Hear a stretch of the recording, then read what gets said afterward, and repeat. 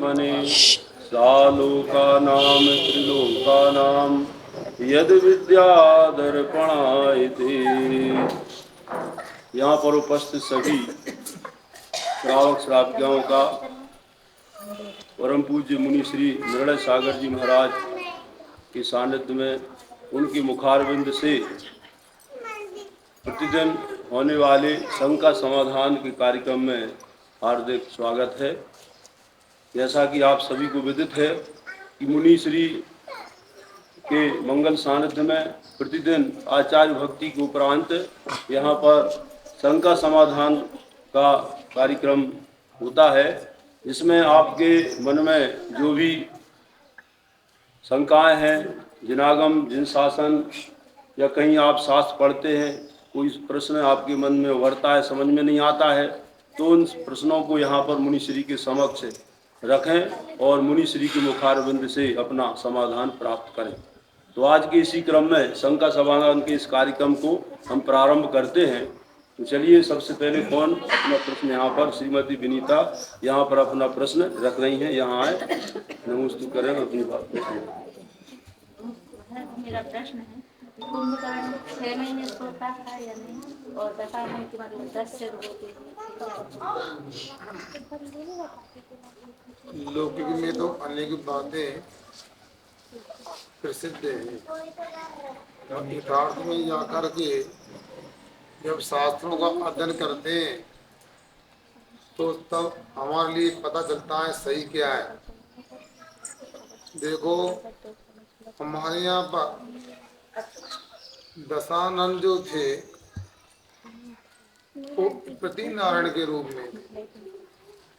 वो भी 3 खंड का अधिपति थे और वह 3 खंड के अधिपति थे। अनेक प्रकार के रत्न आदि उनके खजाने में पाए जाते थे। उनकी गले में जो हार पहनाया था उसके बच्चों उसमें ऐसे रत्न खचित थे, उनकी 10 मुख दिखते थे। आनंद मुख होता है तो 10 मुख दिखने से उनका नाम दशानन पड़ गया। यथार्थ में प्रत्येक जीव का एक ही मुख होता है, ये अपने को निश्चित मानना चाहिए। वो तो महापुरुषों में आते थे। और दूसरा, कुंभकर्ण को लेकर के बात आई आपके सामने। कुंभकर्ण भी एक मोक्ष मार्गी और महापुरुष थे। उनके पास ऐसा कुछ नहीं था, वो तो अल्प निद्रालु थे, मगर कोई पूर्व में ऐसा काम हुआ होगा कि लौकिक में उनको ऐसा वह संबोधन मिल गया कि 6 महीने सोते थे। बताओ, ढोल नगाड़े बजाने पर भी नींद नहीं खुलती थी, और ऐसा नहीं। इसलिए एक हमारे जैन जगत में रविशेन आचार्य महाराज ने पद्म पुराण लिखा। पद्म राम का नाम है, उसमें पूरा यथार्थ बोध पढ़ने को मिलेगा। वानर वंशी का मतलब, वानर का मतलब क्या होता है, सुनो। इसी प्रकार कुंभकर्ण का जीवन कैसा था, रावण का जीवन कैसा था, राम का जीवन कैसा, सब पता आपको पद्म पुराण पढ़ने से मिल सकता है। अभी महाराज श्री ने जो पद्म पुराण में कुंभकर्ण के विषय में और लोग में जो प्रचलित है कि 6 महीने सोते थे, वाल्मीकि आदि रामायण में ऐसा वर्णन मिलता है, लेकिन हमारे जैन रामायण जिसे पद्म पुराण कहा जाता है उसमें ऐसा किसी प्रकार से कोई वर्णन नहीं है। वो महापुरुष थे, मोक्षगामी थे, एक तरह से उनका एक लोकापात है। अब आगे प्रश्न पूछने के लिए अर्चना सुदेशी यहाँ पर अपना प्रश्न रखेंगी।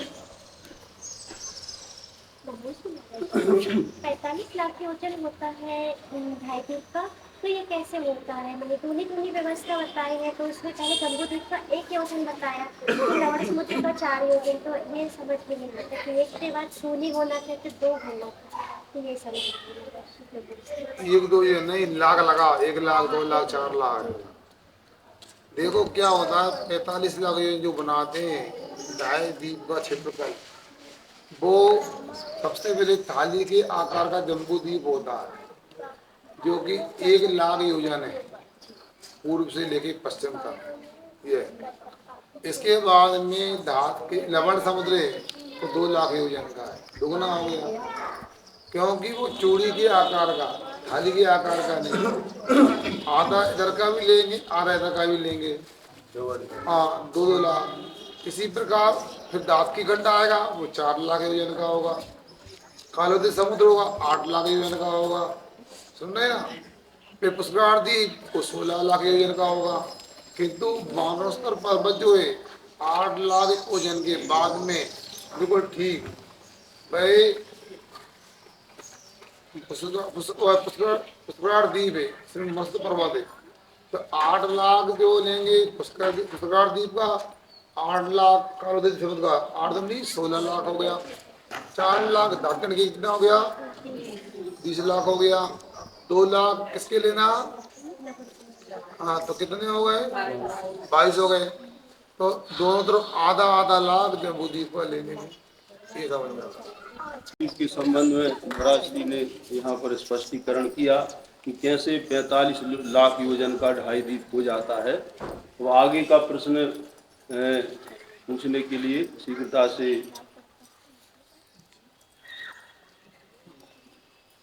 महाराज श्री मेरा आप पूछ लीजिए फिर उनके बाद। मेरा एक प्रश्न है कि जो 11 प्रतिमाएं होती हैं उसमें जो दर्शन प्रतिमा है, उस दर्शन प्रतिमा का स्वरूप क्या है और दर्शन प्रतिमाधारी श्रावक का गुण स्थान कौन सा होता है? क्योंकि 5वां गुण स्थान तो दूसरी प्रतिमा व्रत प्रतिमा है, ऐसा व्रत प्रतिमा जो अंगीकार करता है उसका 5वां गुण स्थान बनता है। जो पहली प्रतिमा है उस श्रावक का कौन सा गुण स्थान हो, क्या वो 5वें गुण स्थान में आएगा या नहीं आएगा, या चतुर्थ गुण स्थान ही रहेगा? देखो ऐसा है, अपने को पूर्व आचार्यों के अनुसार ही विषय को निश्चित करना चाहिए। हम अपने मन से कुछ भी बोल सकते हैं। अनेक विद्वान समय समय पर हुए हैं, उनका अपना अपना मत है। यदि मान लो हम पहली प्रतिमा की चर्चा करते हैं, सर्वप्रथम चरणानी चर्चा कर लें, तो सबसे प्राचीन शराबकाचार रत्नखंड शराबकाचार है, जो आचार्य समुद्र स्वामी ने विक्रमादित्य की दूसरी शताब्दी के प्रारंभ में लिखा है। और उन्होंने दर्शन प्रतिमा को लेकर कहा है, सम्यक दर्शन शुद्धा संसार शरीर भोगने विरण्णा पंच गुरु चरण शरणो दासपति रही। यहाँ की रही जो सम्यक दर्शन से शुद्ध है, क्या इसका संदर्शन 25 दोषों से रहे और निसंगत आदि 8 गुणों से युक्त होता है, और जो संसार शरीर भोगों से उदासीन है, पंच परमेश्वर के चरणों की शरण में जो है, ऐसा दर्शन से संबंध रखने वाला तत्वों का मार्ग ने अंगीकार कर लिया है, वो दर्शन प्रतिमा वाला श्रावक कहलाता है। और वह श्रावक जो होता है उसको यदि चतुर्थ स्थान में ले लेंगे तो थोड़ा अन्याय सा लगता है। उसने 5 अणुव्रतों अंगीकार तो किया है, निष्ठा से पालन कर रहा है, मर्यादा का भोजन करता है, अशुद्ध औषधि का सेवन नहीं करता है। इसके बाद में सूर्यास्त होने के 48 मिनट पहले अन्न जल का त्याग कर देता है। जब तक सूर्योदय के बाद 48 मिनट नहीं निकल जाते, अन्न जल का भी सेवन नहीं करता है। इस प्रकार का वो जीवन उसका रहता है।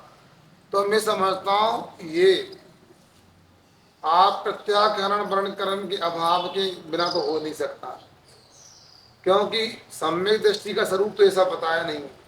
वहां तो अवृत सम्यक दृष्टि विशेषण दिया है, अवृत कहा है, यहाँ तो उसने 5 अणुव्रत दिए, भले ही वो जगन देश लब्धि स्थान को प्राप्त करे, उसका भी पंचम स्थान कई आचार्यों ने माना भी है, और जो नहीं मानते अपने को विचार। और दूसरी बात यह है, अंदर में कौन सा गुण स्थान है, मुनि महाराज का हो, चाहे छुल्लक जी का हो, चाहे प्रतिमा वालों का, ये तो सर्वज्ञ जानते हैं। हमें अपना कर्तव्य करना चाहिए, इतना अवश्य वह श्रावक की 11 प्रतिमाओं में एक स्थान प्राप्त करता है, जिसको हमारे लिए सम्मानीय अनुकरणीय है। बाद श्रीमती शकुंतला दुर्गा वाली मम्मी यहाँ पर अपना गाड़ा कैसे करें, क्योंकि मंदिर बन जाता, जीते जिंदा मंदिर बन जाए तो बहुत अच्छा है। और जो महाराज जी आते हैं भी बोलते हैं बहुत अच्छा बनेगा, बहुत अच्छा बनेगा, लेकिन हो गया प्रश्न जी बढ़िया थक गया होगा। देखो, किसी भी काम को करने के लिए एक कारण नहीं होता, अनेक कारणों की प्राप्ति संयोजना के माध्यम से कार्य की सिद्धि होती है। आपने जो तेंदुखेड़ा में नेशनल हाईवे मार्ग पर जो स्थानीय मंदिर आया है विदगुआ गांव से, उस मंदिर को लेकर का मंदिर कब बनेगा, कैसा बनेगा। अब महाराज जी आते हैं, जरूर कहेंगे अच्छे काम की क्यों अनुमोदना ना करें, और हमेशा अच्छे काम के लिए संबल देना चाहिए। कोई व्यक्ति मुनि बनना चाहता है, पंडित जी के नाम मुनि बनना चाहते हैं, तो जब वो लोग ही नहीं बन सकते तो नहीं बन सकते। हाँ, बहुत अच्छा, बहुत अच्छा। उसी प्रकार से आप मंदिर के लिए जमीन दे लिए, पूरी समाज का संबल है। और हमने भी पहले भी देखा, कई संघ आए, चर्चा की, मगर शुरुआत तो स्वयं करना पड़ेगा। अब ऐसा थोड़ी होता है महाराज जी के पास 4 लोगों को लेके जाओ और महाराज से कहो ऐसे ही मंदिर बन जाए, आप तो आशीर्वाद तो जैसा यहाँ बनाए, तो थोड़ा आगे बढ़ना पड़ता है। हम तो ईमानदारी की बात यह है, आप लोगों ने हमसे कहा था, और विशेष ठेमी गांव में गए थे यहाँ के लोग, मुझे तो ये लग रहा था ठेमी गांव में कि ये चाहते हैं कल ही महाराज तेंदुखेड़ा पहुंच जाए और परसों से बिलगुआ मंदिर काम लग जाएगा। अब मुझे 2 दिन तो हो गए, तो आपको सोचना है कहाँ से शुरुआत करना है। काम तो बहुत सारे, मगर शुरुआत तो करना पड़ेगा। मैंने एक दिन सुनाया था, छुल्लक जी ने नोट कर ली हमारी बात, धीरज साहस लगन से सुरगिरी मेरू चढ़ाए, पड़ा पराए आसरे 2 पग चला न जाए। धीरज साहस लगन हो तो शुरुआत तो करें। अब नक्शा तो बनाए, आखिर 2 पैसे उनको तो पहले शुरुआत करें हम, मगर अपन सोचे मंदिर हम बन जाए वो सब लोग काम करें, सब लोग भी करेंगे, उनका भी कर्तव्य, बल्कि हमसे कहो तो हम भी सहयोग करेंगे यदि हमारा मौका आएगा तो। मगर आपको आगे समझना पड़ेगा, एक बात तो यह है। दूसरी बात यह है, अंतरंग विशुद्धि भी बढ़ाओ, और मंदिर बनेगा तो वो मंदिर बिलगुआ का नहीं, वो मंदिर तेंदुखेड़ा का कहलाएगा। जब भी कोई निकलेगा, कौन सा गाँव है, इतनी बड़ी प्रतिमा रखी है, तेंदुखेड़ा है। इसलिए सब लोगों को विचार करना चाहिए। मंदिर तो बहुत सारे बनते हैं, सब जगह बन रहा है, इसमें शक नहीं है। जो नेशनल हाईवे पर स्थान है, जमीन है, भाई जी मेरी भावना तो है 31-51 फुट की प्रतिमा रखाई है तो देश में नहीं विदेश में भी गाँव का नाम हो जाएगा।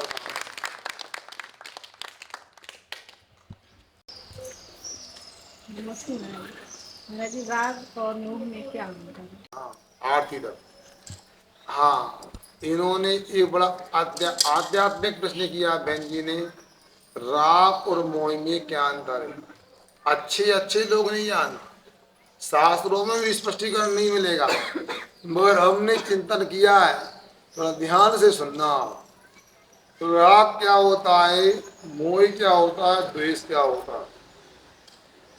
एक व्यक्ति था, धनाढ़ था, सेठ था, उसका लड़का था। अब उसका जो लड़का था बड़ा सुंदर था देखने में, नामकरण शुभ नामकरण था, शुभ नामकरण था, सुंदर था। और उनके यहाँ एक नौकर काम करता था, और नौकर का जो बच्चा था, लड़का था, उसका तो हिसाब ही अलग था। कान भी टेढ़ी थी, नाक भी टेढ़ी थी, कमर भी टेढ़ी थी, अनेक प्रकार। वो आंख, एक आंख छोटी थी, एक आंख बड़ी थी, और नाक भी मोटी थी, अनेक प्रकार से भीभत्स लगता था। लोग कोई भी उसको देखना पसंद नहीं करते थे। संयोग से उन सेठ जी के यहाँ उस व्यक्ति ने काम करना प्रारंभ कर दिया। अब नया नवेला था, अब पहचानते तो सबको ये नहीं है। अब तेंदुखेड़ा आए, अब सबके नाम तो जानते नहीं हैं हम, दो चार के नाम याद है भूल जाते हैं। अब सुनो, अब वो नौकर भी नया नया था, नौकर से कहा रामू, किसी नाम रामू तो नहीं बुरा मान जा, रामू बेटा बच्चे को टिफिन दिया, उसकी माँ बना नहीं पाई थी, और टिफिन दिया, कहाँ दिया, स्कूल दिया टिफिन। बच्चे नहीं बोले, मोह ने उनका बच्चों का दिए पालन कर रहे हैं हमारे बच्चे। हाँ टिफिन दिया, तो सेठ जी किधर, बाबूजी ये बताओ, मैं नहीं पहचानता आपका कौन सा लड़का है, मैं किसको टिफिन दिया हूँ। सेठ जी को अपने पुत्र पर उसकी सुंदरता मान था, गर्व था, अभिमान था। मूर्ख कहीं के, समझता नहीं है, मेरा लड़का दुनिया पहचानता है, तू नहीं पहचानता, बाबूजी भी नहीं पहचानता। अरे जो विद्यालय में सबसे सुंदर लगे, सबसे अच्छा लोगे, उसको टिफिन दिया ना, वो मेरा बच्चा है। अब सुनना ध्यान से, जैसे टिफिन ले गया वो, तो स्कूल की छुट्टी हुई, योग से नौकर का लड़का भी उसी विद्यालय में पढ़ता था, और सेठ जी का लड़का भी उसी विद्यालय में पढ़ता था। जैसे दरवाजा खोला, नौकर का लड़का आया, पिताजी को देखा, लिपट गया पैरों से, पिताजी। पिताजी ने साइकिल से थैला उतारा, डब्बा निकाला, और बेटा खाओ। अब भोजन करा के आ गए, अब लगा कि भोजन हो गया, हमारे बच्चे का सेठानी सोचती है। और जैसे बच्चा स्कूल से आया, रोने लगा, आपने डब्बा बना के नहीं रखा, भोजन भूखे मर गए आज, और देखो गर्मी पड़ रही है, कुछ खाने पीने नहीं मिला, कल से स्कूल नहीं जाएंगे। अब बच्चे की माँ को प्रकल्प आया, उसने सेठ जी से कहा क्यों, वो टिफिन बना के भी कहाँ गया, किसको भेजा। तो वो कहते मैंने रामू को बोला था, क्या रामू जी तो टिफिन ले गए थे, हाँ ले गया था, कहाँ, विद्यालय, किसको खिलाया, आपके बच्चे को, मेरा तो ये बच्चा है, आपने तो कहा था जो सबसे अच्छा लगे वो मेरा बच्चा है, मुझे तो मेरा बच्चा अच्छा लगा, उसे टिफिन दिया है। सुनो, जो सुंदर होता है, जो अच्छा होता है, उसे अच्छा मानना, सुन रहे ना, जो अच्छा होता है उसे अच्छा मानना, ये तो राग। और जो बुरा होता है वो उसे अच्छा मानना, ये सुना मोह, सुना है ना, जो बुरा होता है उसे बुरा मानना द्वेष होता है। इसलिए जो सुंदर नहीं था फिर भी, जो अच्छा नहीं था फिर भी उसको अच्छा मानना, ये मोह होता है। जो देखने में अच्छा था उसे अच्छा मानना, ये राग होता है। इसलिए मोह कर्म राग से विशेष होता, उसमें अच्छा बुरा नहीं होता, उसमें ममत्व भाव छिपा होता है, और उसको वह अपनी वस्तु अच्छी लगती। इसलिए समझ में आ गया ना, राग और द्वेष में क्या अंतर, नहीं द्वेष और नहीं, राग और मोह में क्या अंतर। मोहिनी कर्म मोहित करने वाला होता, उसे अच्छा बुरे का विवेक नहीं होता, समय मोहित होता है। किंतु राग दे चारित मोहिनी की परिणति होती है, जिसमें अच्छा दिखता है उसमें प्रीति भाव होना राग है, और जिसमें बुरा दिखता है उसमें अप्रीति होना द्वेष भाव होता है। तो मोहिनी कर्म जो है भ्रमित कर देता है, जो हमारे सही स्वरूप का ज्ञान नहीं होने देता है, वास्तव में वो मोहिनी कर्म है। और राग अच्छे को अच्छा और बुरे को बुरा मानता है। बहुत ही सुंदर हम सभी के लिए राग और मोह के बारे में महाराज जी ने बताया।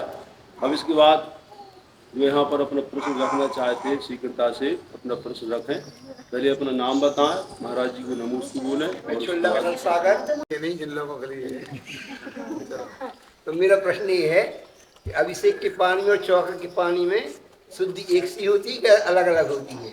मतलब चौका का पानी तो हम जैसे तैसे दुकान वाले कपड़ों से, जंगल वाले कपड़ों से कैसे भर सकते हैं, और अभिषेक का पानी धोज पड़ता है हम भर सकते हैं, ऐसा कोई अंतर है या फिर अंतर नहीं है?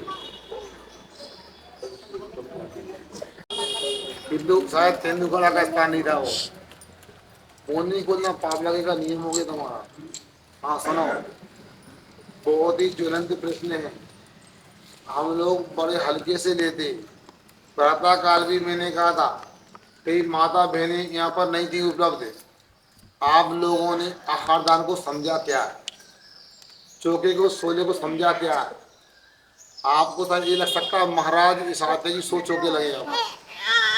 ये बात बिल्कुल छोड़ो। साधु का कोई नियम एक चौके में भी साधु की हार हो सकते, और 100 चौके में भी हार और नियम नहीं, उपवास हो सकता है बिना मिले तो। अब बात ये हो रही है कि पहले ये निश्चित कर लो, पूजन करने में अभिषेक करने में तो पाप की निजरा होती है, तीर्थ यात्रा करने में पापों की निजरा होती है, साधु की सेवा करने में पापों की निजरा होती है, मगर आहार दान करने में क्या होता है? क्या इसमें भी पापों की निजरा होती है? सुने ना, अब पापों की निजरा का मतलब पुण्य का संचय नहीं है तो ऐसा नहीं, क्योंकि मैं आपको थोड़ा आध्यात्मिक दृष्टि से बताना चाहता हूँ कि हमारे यहाँ पर किसान की तरह पुरुषार्थ होता है। किसान अच्छे अनाज के लिए, अच्छी फसल के लिए बीज बोता है। सुनो, भूसा के लिए नहीं, घास के लिए नहीं, किसके लिए बीज बोता है? अनाज के। किंतु ये नियम प्रकृति का, अनाज फसल बाद में आती है, पहले भूसा और घास आता है। उसी प्रकार मोक्ष मार्ग में जिन प्रत्ययों से निजरा होती है, उन प्रत्ययों के माध्यम से पुण्य कर्म का आश्रय बंद भी होता है, मगर पुण्य बंद के आश्रय के उद्देश्य से हम कोई क्रिया नहीं करते, चाहे मुनि की आवश्यक हो, श्रावक के हो। हमारी देव पूजन, गुरु की उपासना, स्वाध्याय, संयम, तपोदान, ये सभी करने की निजरा करने के लिए होती है, वो भी संबर पूर्वी का निजरा करने के लिए। निजरा तो हमेशा होती है, संबर पूर्वी करने के लिए, किंतु सिर्फ साथ साथ पुण्य कर्म का भी आश्रय बंद होता है। अभी अनघा दर्शन में भी चर्चा आई थी। अब आप लोगों से मैं कहना चाहता हूँ, आहार दान करना भी संबर निजरा करने के लिए, उसे भी सतत पुण्य कर्म का आश्रय बंद होता है। ऋषभ देव का नाम तो लेते हो, काम अलग करते हो। ऋषभ देव का जीवन का विकास, जीवन का उत्थान आहार दान की पावन प्रक्रिया से हुआ था। पंचजन्म श्रीमती की पर्याय में जंगल में उन्हें पड़खान किया। तुम लोगों ने पता नहीं, या तो कुछ पढ़ा लिखा नहीं, या ज्यादा पढ़ लिख गए, घर में रह करके भी आहार दान करने का भाव नहीं बनता। 10-5 बहनों का भाव या तो खाली हाथ आकर बगल के चौका में देने का बन जाता, कटेरिया में 4 चरोजी ले आए अपना आहार दान, ऐसा नहीं होता। ये तो उनके लिए जो अपने घर में पात्र नहीं आए, बगल में जाके दे आए। पहले तो अपने को पड़गाना चाहिए। अब बात छुल्लक जी के प्रश्न की है कि चौके का पानी और पूजन का अभिषेक का पानी, ये तो निश्चित है। अभिषेक पूजा का पानी, सनित पानी से स्नान करने के बाद, शुद्ध वस्त्र पहनने के बाद कुएं भरने जाते। हम भी भरने गए, बाद में महाराज बने। सुन रहे? यदि बाद में समस्या होती थी तो अपने तरीके काम करते थे, मगर जब सुनो आहार दान की बात आती थी तो कुआं सरोज में दूर पड़ता था, तो साइकिल से लाते थे रख करके, मगर शुद्धि के वस्त्र में पानी लेने का। क्योंकि जैसा अभिषेक का महत्व है, जैसा पूजन का महत्व है, वैसे ही साधु के आहार जल का भी महत्व है। आप लोग बड़े प्रमादी हो गए। और महाराज जी, आपने तो कह दिया कि पानी आहार चौके कैसे भरना चाहिए, पेंट शर्ट में भी तो भरना कहाँ चाहते। उन्होंने नौकर से बोली कुप्पा भर के लिया, प्लास्टिक की डालडा वाले खाली हो गए, प्लास्टिक में ही लाना उचित नहीं। और शुद्धि के लाने की बात कर रहा, कैंसर होता है उसमें। जिनको जीवन में कीमो लगवाना है, कीमो का मतलब होता है पशुओं के ऊपर से, वो क्या बोलते हैं इसको, छिपकली का नहीं सुनो तो, वो क्या लगाते थे, दाग लगाते थे पशुओं को, कि अंदर से दाग लगाने की तरह स्टीम दी जाती है उसमें। और फिर मांसाहारी पाउडर वगैरह लगाया जो छिपकली की, जब अंडे का पोषण होता है ना, ऐसे छिपकली का उत्पादन होता है, उसमें से कोई चीज निकाली जाती है, वो कहना था कीमो। मैंने वीडियो भी देख लिया उसका। अब सुनो, जो भी हो, पहले ये विचार करो कि हम लोग आहार दान करने के लिए सोचे। अब एक प्रक्रिया भी बता दूंगा, एक बहाना और मिल जाएगा। एक दादी का फोन जा कहा भाई चौका लगा रही होगा, हम ना लगा, महाराज कह रहे थे 16 में पानी भर के लाओ। गलत तो नहीं, महाराज सही बोल रहा है, मगर ऐसा ही करते रहोगे तो परंपरा चरनानियों की लुप्त हो जाएगी। ऐसे अभिषेक पूजन करने से, द्रव्य तैयार करने से असंख्यात गुणी निजरा होती है। और मैं पूछता हूँ पंडित जी, ये पूजन कब से प्रारंभ होती है? विनय पाठ से होती है कि सप्त ऋषि मंडल सर्व से होती है, स्थापना से होती है, क्या कहाँ से होती है? अभिषेक पंडित जी आगे बढ़ गए। अरे अभिषेक पूजन की प्रक्रिया ये पर जल भरकर लाने से प्रारंभ होती है। ये जोरदार तालियां। अब आप लोगों के पास समय नहीं है, मैं क्या करूं? मैं 6:15 पे आगे बढ़ गया था, क्योंकि अभी अब मुझे समय नहीं है। मैं जंगल गया तो पिता के मुझे करना है, मगर बात सुना देता हूँ। एक व्यक्ति मेरे पास भी आते हैं, डोंगरगढ़ के अध्यक्ष हैं, बहुत बढ़िया हत्या, चतुर्मास में भी आते हैं, कलश भी 2 से ज्यादा रहते हैं हमारे पास आते। उनके बड़े भैया राजकुमार बढ़िया हत्या, उनके गांव जाना हुआ हमारा।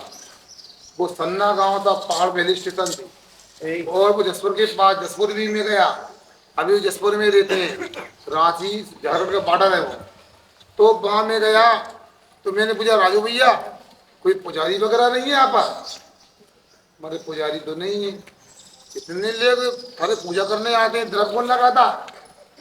सुनो महाराज जी, मैं 4 बजे आता हूँ, पाठ करता हूँ, जाप करता हूँ, फिर उजाला होने पे स्नान करता हूँ, फिर जल भर के लाता हूँ, द्रव्य धोता हूँ और 50 थाली लगाता हूँ।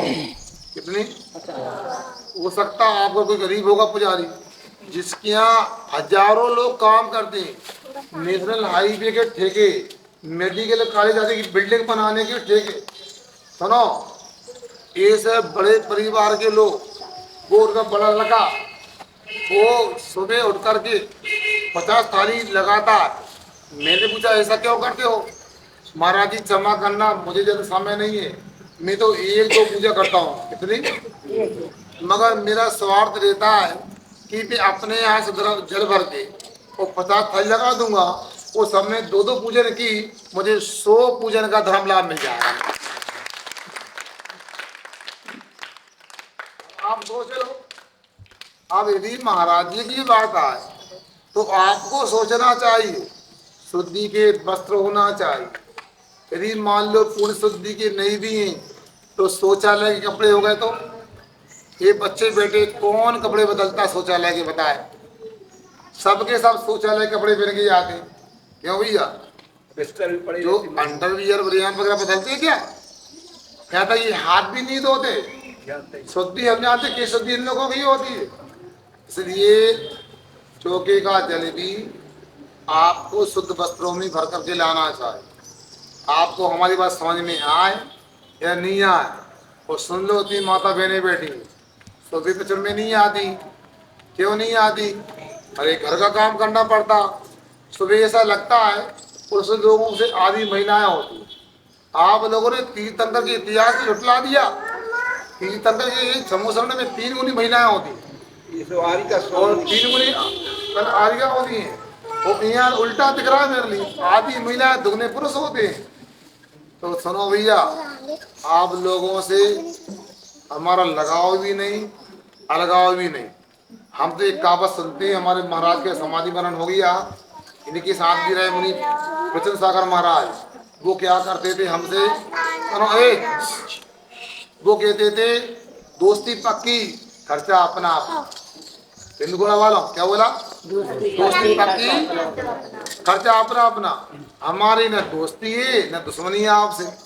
आपका उत्साह देखेगा, 1 सप्ताह में देख लेते, उस प्रकार चिट्ठी लिख देंगे हम कि तेंदुकुला का उत्साह कैसा है, वैसा समाचार आ जाएगा। आचार्य महाराज कहेंगे और चतुर्मास हमारा हो जाएगा।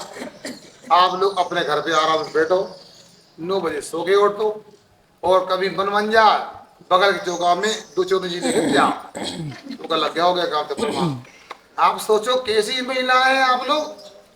अरे गर्म पानी करके भी छुल्लक जी को पड़का लोगे और विशुद्धि होगी। मैं दावे से कहता हूँ छुल्लक जी को अमृत बन जाएगा तुम्हारा गर्म पानी। विधि बस समझ नहीं आया मतलब इतना तो कर सकते हो। अपने घर में 1 गुंड गर्म पानी शुद्धि का ले आओ, विधिवत विज्ञानी कर दो और पड़कान कर लो।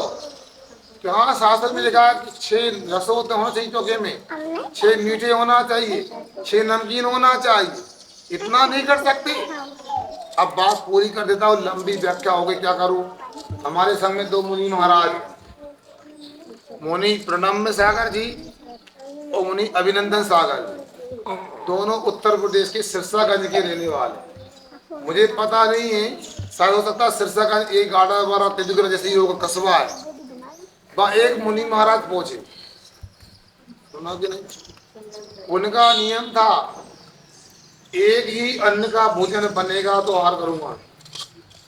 आपने मूंग की दाल और रोटी बना ली, 2 अन्न हो गए, विधि बिगड़ गई। आपने लपटा बना लिया और रोटी बना ली, विधि बिगड़ गई, 2 अन्न हो गए। 8 दिन निकल गए, किसी चौके में विधि नहीं मिलती। सैकड़ों 200 250 चौके लग रहा है, कहीं विधि नहीं मिली। महाराज ने सुनाया हमको। और 9वें दिन वो एक महिला थी समाज की, वो गरीब थी, पति लकड़ी बीनता था, वो चक्की चलाती थी। और गेहूं तो खाने को त्योहार पकड़ में मिलते थे, चने सस्ते होते थे, चने को पीस के रोटी बनाती। उसने कहा सुनो, आप पानी स्नान कर लो, शुद्धि के कपड़े पहन लो, मुझे 2 घंटे पानी ला दो। क्या करेगी, पानी पी के पानी मंगा दे, मुझे यार चौका लगाना पड़काने करना है। पागल हो गई, गर्मी बढ़ गई, बड़े बड़े रत्नों के कलशों से विधि नहीं मिल रही, तू क्या कर लेगी पड़का के।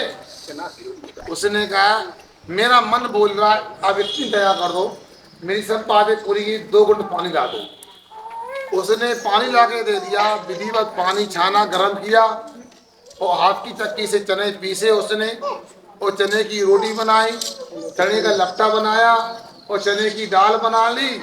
और पति से कहा पड़गान और करवा दो। 16 में तो आप पति पत्नी पड़गान करने खड़े हुए और महाराज की विधि मिल गई, बात खड़े हो गए। अभी खड़े हुए चौके में जाके देखा तो उन्होंने देखा क्या है, महाराज चने का लपटा, चने की दाल और चने की रोटी। उनका नियम पूरा हो गया। उनके अब तेंदुलकर वालों को तो पता है, छुल्लक जी 11 प्रकार के ड्राईफ्रूट से लेते हैं और महाराज 9 प्रकार के लेते हैं। और महाराज को आधी मंडी सब्जी की लगती है और 5 प्रकार के जूस चाहिए महाराज को, श्रीखंड भी चाहिए, आइसक्रीम भी चाहिए महाराज को। तो चौका कैसे लगाया बताओ। अब कभी चतुर्मास होगा, समाज के लोग तो नाम लेके बाद पंडित जी को 16 तारीख को हम लगा लेगा, 6 महीना में हम रक्षाबंधन तो लगा लें। कल का पता नहीं, रक्षाबंधन तुम्हारा आगे अभी आ। अकल वाले कल की बात करते, हम नहीं जानते, दोस्ती पक्की। हाँ, आप लोग लगा के लाए, बहुत सारे लोग गए थे तो हम तेंदुलकर आ गए। गर्मी का संकेत है, हमने कल भी गर्मी सहन कर ली, आज भी। अब ग्रीष्मकाल हमारा हो गया, अब कल आपका उत्साह आप जानो। इसलिए आपसे हमारी केली की बात थी, अभिषेक पूजन का पानी भी जितना शुद्धि का होना चाहिए उतनी शुद्धि का पानी चौके का होना चाहिए। एल्युमिनियम के बर्तन में, परसों नरसों मेरे डब्बे से सोम निकाली, डब्बी थी वो एल्युमिनियम की, अलग करो इसको। कढ़ाई एल्युमिनियम की, कैंसर होता है इससे। प्लास्टिक में पानी भर के बच्चों को नहीं पिलाना चाहिए। धड़ल्ले से बाटले होती हैं, आप घर में टंकियाँ होती हैं। अब तो सुनते हैं 16 का पानी टंकी में भर लेते हैं आप लोग। इसलिए अपने स्वास्थ्य को ठीक रखो, आप साधु बनो, मुनि बनो, आरिका बनो। जब तक नहीं बन पा रहा है, मुनि आरिका को आहार दान करा करके अपने मुनि आरिका बनने का आरक्षण प्राप्त करो, रिजर्वेशन करा लो।